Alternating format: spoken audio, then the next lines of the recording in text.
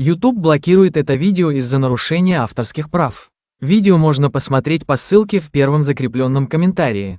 YouTube блокирует это видео из-за нарушения авторских прав. Видео можно посмотреть по ссылке в первом закрепленном комментарии. YouTube блокирует это видео из-за нарушения авторских прав.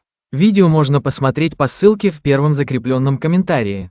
De nous asseoir près du feu avec une nouvelle paire de vêtements et leur offrant une soupe chaude et des couvertures pour nous envelopper, nous nous sommes blottis ensemble dans la chaleur.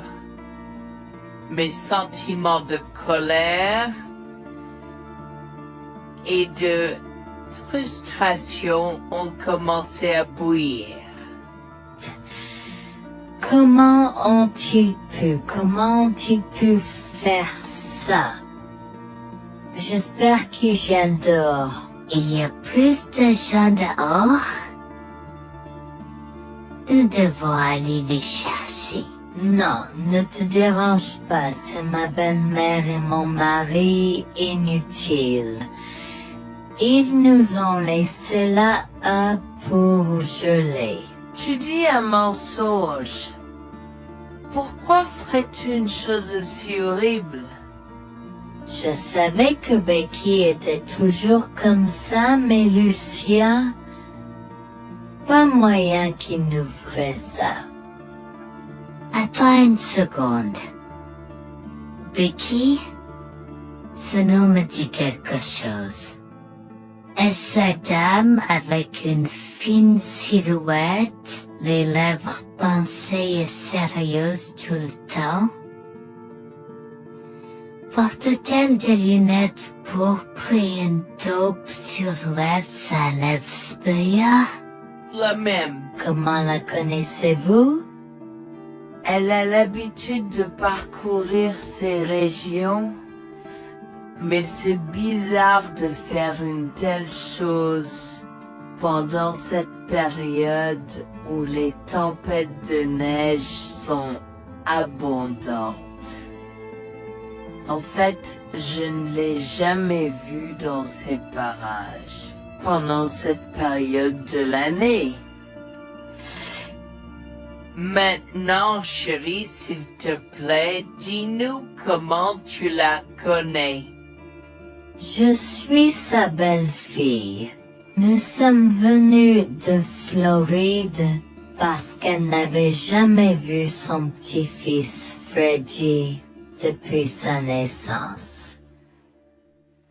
Je voulais vraiment qu'ils se lient d'amitié et se connaissent, mais Anne semblait désintéressée, même après que nous soyons venus de si loin. Freddy était blotti contre moi, endormi dans mes bras, avec un sourire sur son visage. Dieu merci, il allait bien. Dieu merci, il était en sécurité. Comment son petit corps a survécu tout cela? Encore un mystère pour moi. Mais plus je le regardais, plus je devenais frustré par son père, inutile, et sa grand-mère. Elle est magnifique. Cela nous fait pleurer de savoir que cela s'est produit. Vous voyez, nous n'avons pas d'enfants. Nous ne pouvions pas en avoir. Alors nous avons décidé de venir vivre sur les montagnes. C'est la vie que nous avons toujours voulu, mais nous ne pouvons pas combler les lacunes dans nos cœurs. Donc, entendre que quelqu'un qui a la chance d'avoir un tel petit enfant a choisi d'être négligent est quelque chose que nous ne pouvons pas pardonner. Tu sais, j'ai toujours eu un drôle de pressentiment à propos de Becky, je te l'ai dit, Harold. Cette femme n'est pas normale dans sa tête. J'ai crié après eux leur disant d'attendre pour nous, mais ils ont juste continué à aller de l'avant. Ils m'entendaient, mais ils choisissaient de ne pas m'écouter. Pourquoi aurait-il fait ça? Parfois, nous ne savons pas pourquoi les gens font les mauvaises choses qu'ils font. Tout ce que nous pouvons faire, c'est faire de notre mieux.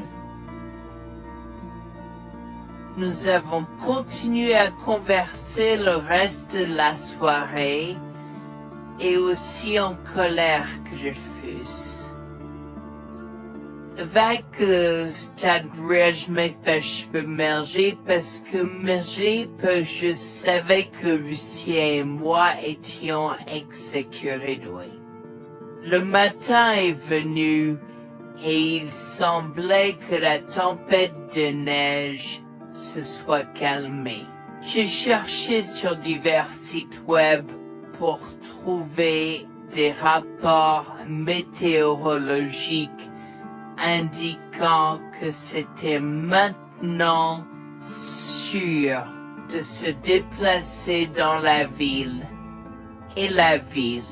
J'ai échangé des coordonnées avec Georgina et Harold, les remerciant pour tout l'amour et les soins qu'ils nous ont montrés. Il n'y a pas besoin de nous remercier. Nous avons juste fait ce qui était juste. N'importe qui, avec la moitié d'un cœur, aurait fait la même chose. S'il vous plaît, laissez-moi vous accompagner chez vous. Harold et Georgina nous ont accompagnés à la résidence et, oh mon Dieu, nous avons trouvé Lucien et Rebecca assis confortablement sur le porche avant, comme si Freddy et moi étions sur le point de mourir la veille. Je suis sorti de la voiture et j'ai commencé à perdre les pédales. Qu'est-ce qui ne va pas chez vous les gens? Comment pouvez-vous nous laisser là? Tu nous ralentissais et nous voulions voir la cascade gelée. Est-ce que tu plaisantes? Freddy aurait pu mourir la nuit dernière. Tu t'en fous, vous, Lucien? Pour être juste, tu aurais pu simplement rester à la maison si tu n'étais vraiment pas prêt pour cette aventure. Je jure devant Dieu, à ce moment-là, ma vision est devenue rouge. J'étais prêt à attaquer, à donner des coups de pied, à crier et à hurler pour que le monde entier entende à quel point ces gens étaient horribles. Non seulement ils nous ont laissés là, mais ils semblaient ne pas se soucier de ce qu'ils avaient fait. C'était presque comme s'ils essayaient de nous tuer.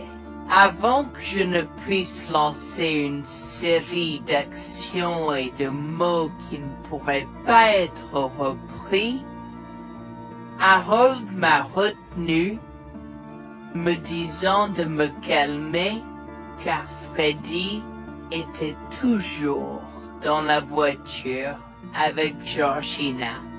En assistant à toute cette scène, Il m'a fallu un moment pour me calmer. Mais même si j'avais calmé, j'étais toujours agressif et argumentatif. Vous nous avez laissés là. Nous aurions pu mourir, Lucien. Tu t'en fous de ça? Tu t'en fous que ta mère ait essayé de nous tuer? Ne sois pas dramatique, Noémie. Elle n'essayait pas de faire ça.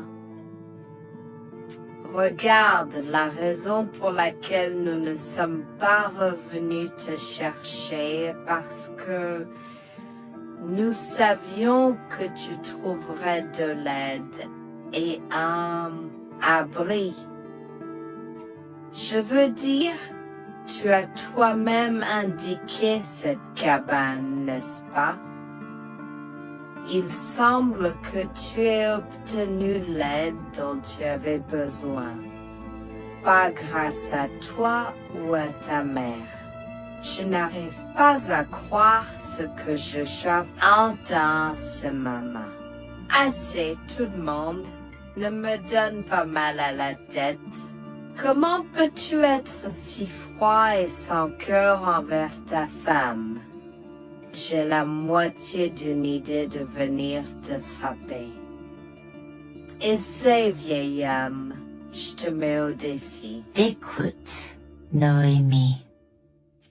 Je suis désolée que tu n'aies pas pu gérer un peu le mauvais temps, mais je jure qu'il n'y avait aucune mauvaise intention de ma part. Écoute, Noémie, je suis désolé que tu n'aies pas pu gérer un peu le mauvais temps, mais je jure qu'il n'y avait aucune mauvaise intention de ma part. Oh oui. Pourquoi diable irais-tu faire de la randonnée à cette période de l'année? Nous ne te voyons jamais pendant cette période, alors quoi maintenant? Pourquoi maintenant quand tu as un enfant qui ne voulait que se connecter avec toi? Quelqu'un pourrait argumenter que ce niveau de négligence grossière était intentionnel, Becky. Tu es une personne malade et pathétique.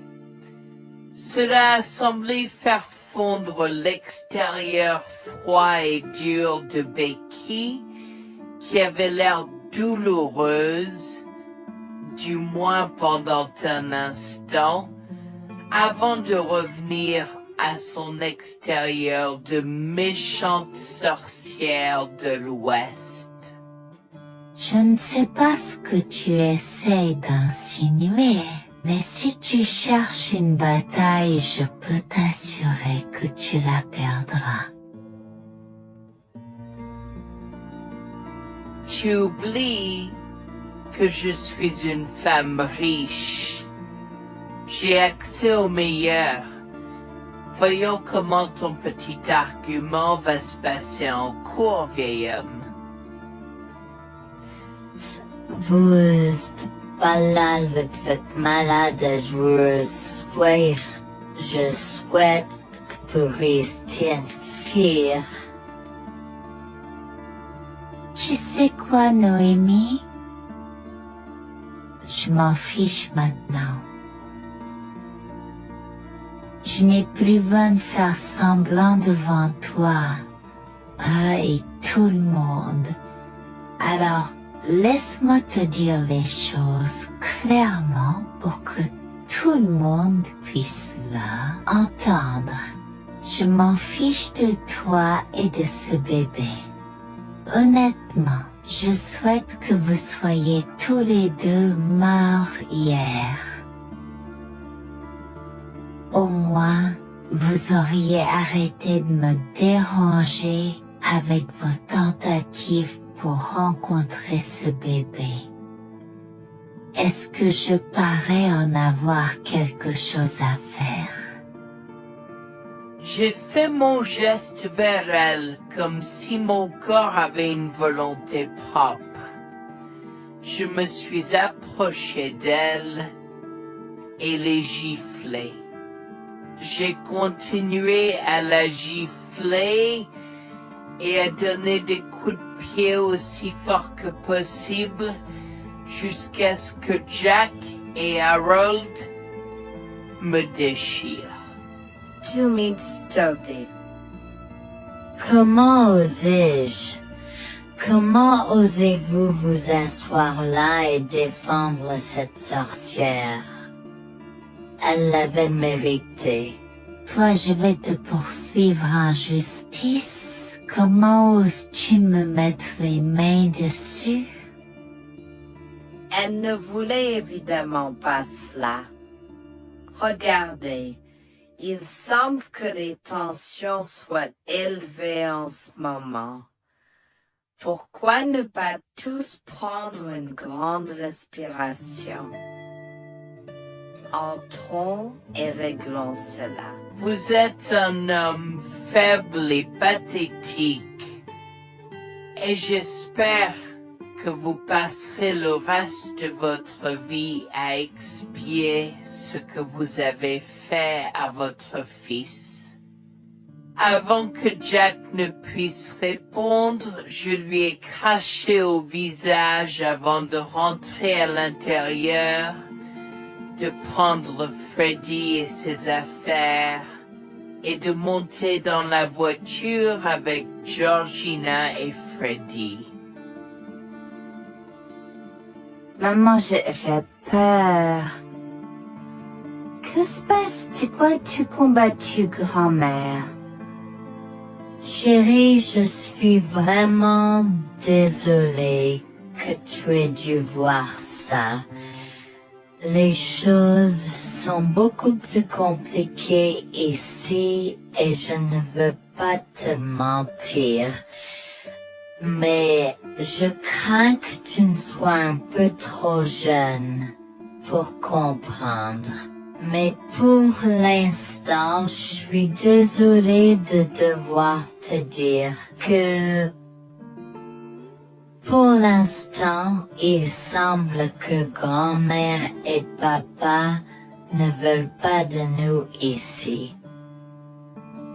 Nous ne pouvons pas être ici parce que papa et grand-mère ne sont pas très gentils et je ne veux pas que tu sois autour de personnes qui ne sont pas gentilles. Mais Georgina et Harold sont gentils, n'est-ce pas? Oui, j'aime Georgina et Harold. Harold et Georgina peuvent-ils être mes grands-parents? Oh mon Dieu, mon petit enfant, tu me fais pleurer.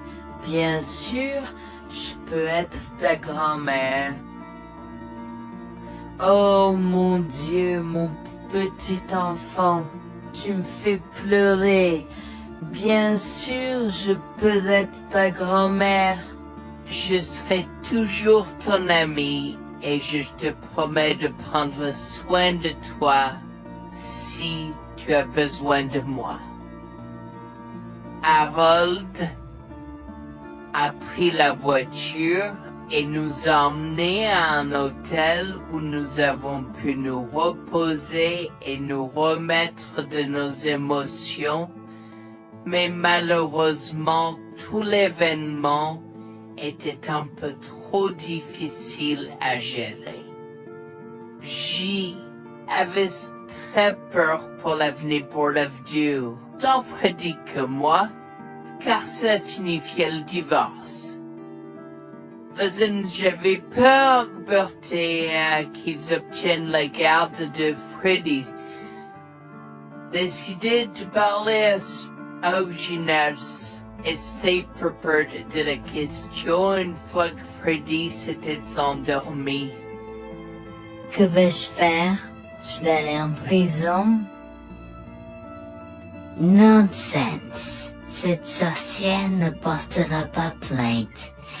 Et si elle ne faisait? Elle ne le fera pas. car nous avons des preuves de sa conspiration pour commettre un meurtre. Comment? Nous sommes toujours préparés, chérie. Nous avons secrètement enregistré toutes les preuves. Maintenant, vous pouvez emporter cet enregistrement avec vous et l'utiliser contre votre mari et belle-mère au tribunal. Vous êtes des anges déguisés. Comment avez-vous fait ça? Quand? Comment? Chut, mon enfant, ne t'inquiète pas de tout ça. Écoute simplement l'enregistrement audio. Nous avons écouté et effectivement toutes les preuves avaient été enregistrées, y compris la partie où j'ai attaqué physiquement sa mère. Maintenant, ils vont me faire pour coups et blessures. Oh mon Dieu, pourquoi je fais ça? Maintenant, Bonjour, je m'appelle Jeanne et j'ai 37 ans. Je rédige ceci parce que l'année dernière a été très difficile pour moi et mon mari Jules. Nous avons beaucoup progressé depuis cet incident et je veux juste partager cette histoire pour aider quiconque pourrait se trouver dans une position similaire. Laissez-moi d'abord vous raconter comment j'ai rencontré mon mari, adorable. Tout a commencé de la manière la plus inattendue, dans un hôpital. Jules et moi nous sommes retrouvés à passer une longue nuit devant la salle d'urgence remplie d'inquiétude et incapables de partir. Jules était là parce que sa sœur avait eu un grave accident de voiture alors que ma mère a souffert d'une crise cardiaque. Dans cet espace partagé d'inquiétude et d'incertitude, nous avons trouvé du réconfort dans la présence de l'autre. Nous avons parlé facilement, découvrant un terrain d'entente et une compréhension réelle.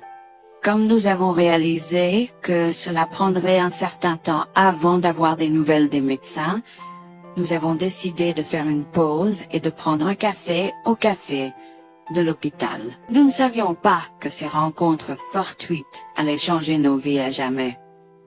Au fur et à mesure que la nuit se transformait en aube, nous avons échangé des numéros avant de nous séparer à contre-séance. Pendant que la condition de ma mère se stabilisait et qu'elle commençait sa convalescence, la sœur de Jules faisait face à un voyage plus difficile. L'accident l'avait laissée avec de graves lésions de la moelle épinière et des blessures cérébrales, et elle était paralysée de la taille aux pieds. Jules était dévasté, partagé entre le soulagement qu'elle ait survécu et la tristesse face aux défis qu'elle allait maintenant affronter.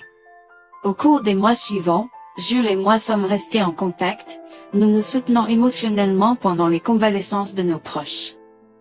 Nos conversations ont progressivement changé, nous permettant de partager nos espoirs, nos rêves et nos peurs. Dans l'un de ces échanges sincères, Jules a eu le courage de m'inviter à prendre un café, un rappel significatif de l'endroit où notre connexion avait d'abord fleuri. Notre amour a grandi rapidement, alimenté par la fondation que nous avons construite pendant nos moments les plus sombres. Welfare vers la réalité de l'autre et avons avoir réfléchi. Cela n'a pas pris longtemps pour que nous réalisions que nous avions trouvé quelque chose de vraiment spécial. Après 2 ans de fréquentation, Jules m'a demandé en mariage. Avec une joie débordante, j'ai dit oui avec enthousiasme. Notre mariage était une petite et intime célébration, honorant l'amour qui est né de nos épreuves partagées. À ce moment-là, la sœur de Jules avait besoin de soins spécialisés, et il, étant le membre de la famille le plus proche, a pris la responsabilité. Cependant, il avait également besoin d'un travail temps plein pour gérer les factures qui s'accumulaient. Inquiète qu'il soit accablé, Jules a travaillé sans relâche pour subvenir aux besoins de sa sœur et de notre avenir ensemble. Un jour, je l'ai assis et l'ai rassuré en lui disant que nous étions une équipe faisant le défi de la vie ensemble.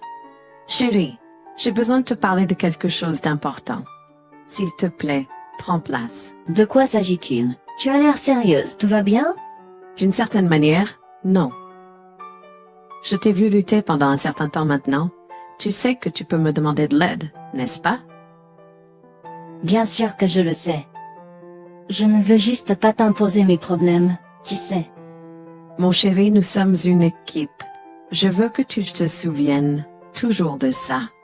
Nous faisons face aux défis de la vie ensemble et il n'y a rien d'individuel dans notre relation, seulement la nôtre. Je veux te soutenir, toi et ta sœur, de toutes les manières possibles. Cela signifie beaucoup pour moi, bébé. Tu as été incroyable tout au long de tout cela. Je ne sais pas ce que je ferais sans toi. C'est exactement pourquoi je voulais en parler. J'ai réfléchi à la prise en charge d'Abby et à l'impact que cela a sur ton travail. Et si nous envisageons de la placer dans une maison de retraite?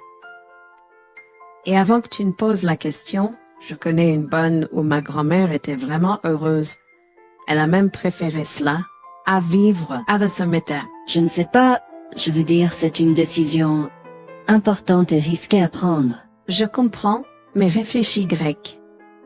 Cela permettrait de te trouver un meilleur emploi payant pour que nous puissions nous assurer qu'Abby reçoit les soins qu'elle mérite. Nous pouvons la visiter régulièrement et être toujours là pour elle. Mais cela soulagerait une partie de la charge sur tes épaules. Tu as raison. C'est un choix difficile, mais je fais confiance à ton jugement. Je suis heureuse que tu me laisses enfin t'aider. Crois-moi, les choses sont plus faciles quand on peut partager ses fardeaux avec quelqu'un. Je veux dire, c'est comme ça que nous nous sommes trouvés, non? Comment pourrais-je jamais l'oublier? Je t'aime tellement. Merci de rester à mes côtés. Tais-toi, pas besoin de remerciements. Tu sais que je serai toujours là pour toi.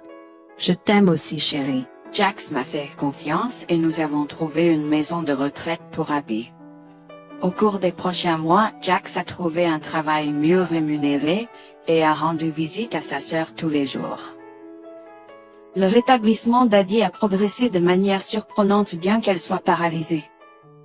Elle a commencé à se déplacer dans la maison de retraite dans son fauteuil roulant, déterminée à explorer. La maison de retraite permettait aux résidents de sortir avec des membres de leur famille enregistrés, alors je lui ai envoyé une allocation mensuelle pour l'aider à s'amuser.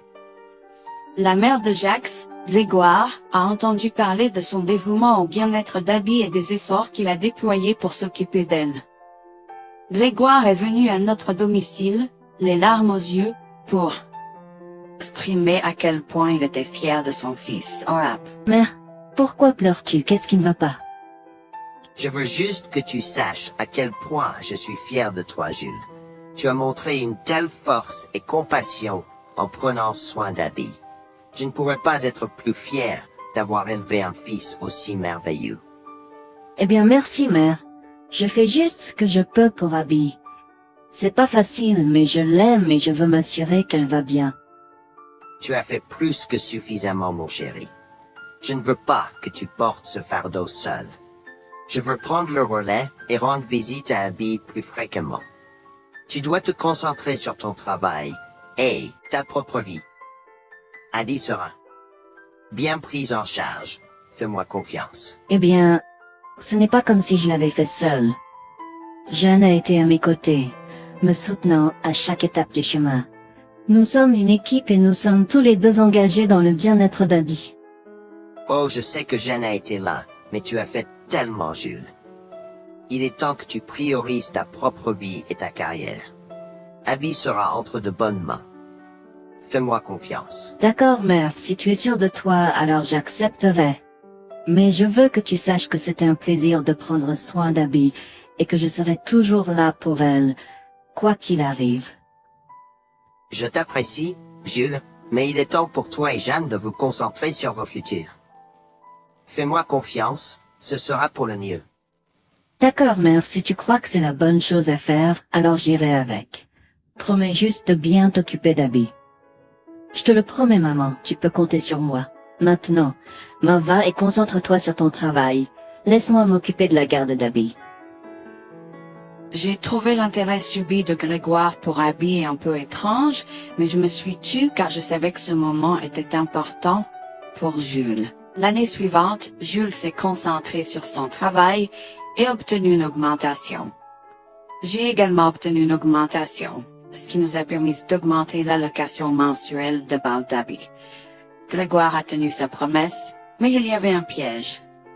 Il a toujours insisté pour que nous restions occupés par le travail et nous a rappelé à quel point Abby était heureuse avec plus d'argent. Il nous a grondé si nous voulions la visiter et a prétendu qu'il savait ce qui était le mieux pour elle. Grégoire nous a fait appeler avant de rendre visite à Abby, donc il a contrôlé notre accès à elle. En conséquence, nous l'avons vue de moins en moins, mais nous avons continué à lui envoyer l'allocation chaque mois. Je me sentais mal à l'aise par la situation. L'attitude possessive et le comportement contrôlant soudain de Grégoire m'inquiétaient. Il semblait toujours avoir des excuses lorsque Jules avait besoin d'aide avec Abby dans le passé. Cependant, je n'ai rien dit car je savais à quel point Abby était importante pour Jules. Malgré les défis, Jules et moi sommes restés engagés à soutenir Abby. Nous avons tenu notre promesse de fournir une assistance financière, même si nous ne pouvions pas être avec elle autant. Nous avons cru qu'Abby méritait les meilleurs soins. Même si nous ne pouvions pas être avec elle autant, nous avons cru qu'Abby méritait les meilleurs soins et le bonheur, et nous voulions qu'elle ait les moyens de profiter de la vie à fond. Un jour, Jules était un peu trop submergé par le manque d'Abby. Nous nous étions tous les deux beaucoup impliqués dans le travail et n'avions pas eu le temps de lui rendre visite.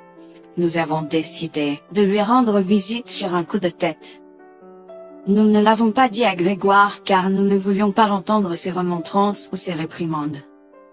Avant d'arriver à la maison de retraite, Jules et moi nous sommes arrêtés au supermarché pour acheter à Abby toutes ses collations préférées. Nous étions tous les deux très excités de la voir et de passer du temps de qualité avec elle. J'ai même apporté ma Nintendo Switch pour qu'elle puisse y jouer. Nous sommes entrés et avons immédiatement commencé à chercher Abby, mais nous ne pouvions pas la voir nulle part. Je pensais qu'elle était probablement partie pour un rendez-vous chez le médecin ou qu'elle était probablement dans le jardin. Nous avons trouvé l'infirmière d'Abby, Mme Smith. Elle nous a regardés avec confusion. « Excusez-moi, pourriez-vous nous dire où est Abby? Nous la cherchons. » Jolene, savez-vous pas ce qui s'est passé? Non, nous n'en savons rien. S'il vous plaît, dites-le nous. Que s'est-il passé? Est-ce que Abby va bien? J'ai essayé de contacter Grégoire car il a insisté pour être le point de contact pour toutes les informations concernant Abby, mais il n'a jamais répondu à mes appels. S'il vous plaît, dites-nous simplement ce qui s'est passé. Est-ce que Abby va bien? Je suis vraiment désolée de vous apprendre cette nouvelle. Alors que nous administrions un nouveau médicament à Abby, son corps a eu une réaction sévère. Elle est tombée en état de choc, malgré nos efforts et d'aide. Quoi? Quand cela s'est-il produit? Cela s'est produit il y a 2 mois. 2 mois? Comment cela est-il possible? Pourquoi n'avons-nous pas été informés? Je m'excuse pour cette omission.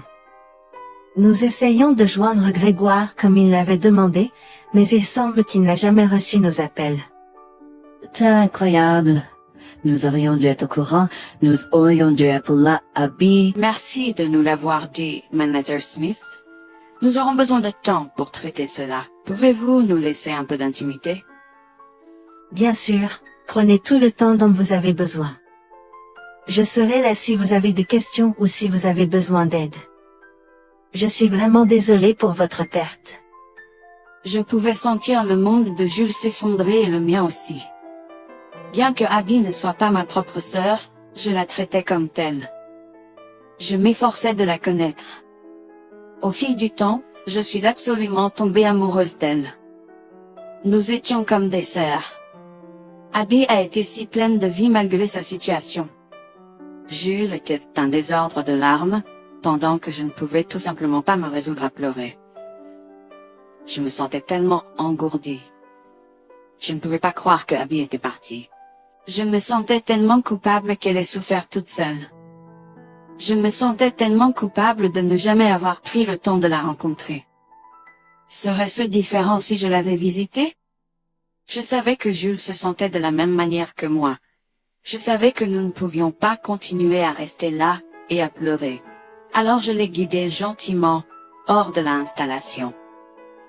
Le trajet de retour à la maison était silencieux, alors que le chagrin enveloppait nos âmes. Quand nous sommes arrivés à la maison, nous nous sommes tous les deux effondrés en pleurs dans les bras, un de l'autre. Nous avons pleuré et pleuré pendant ce qui semblait être des heures. Jules était furieux que nous n'ayons même pas pu dire au revoir à Abby. Je me sentais de la même façon. De plus, j'étais triste que Abby n'ait